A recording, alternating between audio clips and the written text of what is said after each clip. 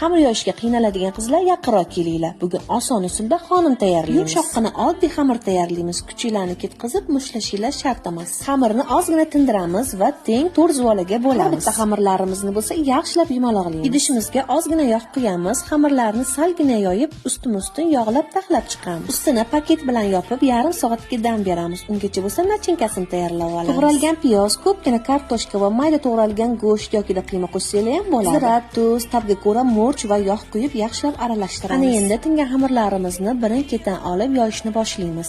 Juda tez va yupqa bo'lib yoyiladi. Nachinkamizni ham to'rga bo'lib, yoyilgan xamirlarimiz ustiga solamiz va rolet shaklida o'rab chiqamiz. Yog'langan mantiqasqonni ustiga joylab, pishirish uchun jo'natamiz. Men xuddi shunaqa ikkitasini mantiqasqonda, qolgan ikkitasini esa duxovka pechida pishirib oldim. Har ikkalasini ham ta'mi o'ziga yarasha juda ham mazali va shirin bo'lib chiqadi. Pishib chiqqan xonimlarimiz ustidan esa piyoz, pomidorli qayladan quyib tortsanglar, yana ham xushxo'r bo'lib chiqadi. Ana endi hali ham o'ylanib o'tirgan bo'lsanglar, tez dugoninglarga ham yuborib qo'yinglar. Kanalimga bo'lsa tez ulanib olinglar. Chunki pishirgan ovqatlarimiz sizlarga ham yoqishi aniq. Hammaga yoqimli ishtaha.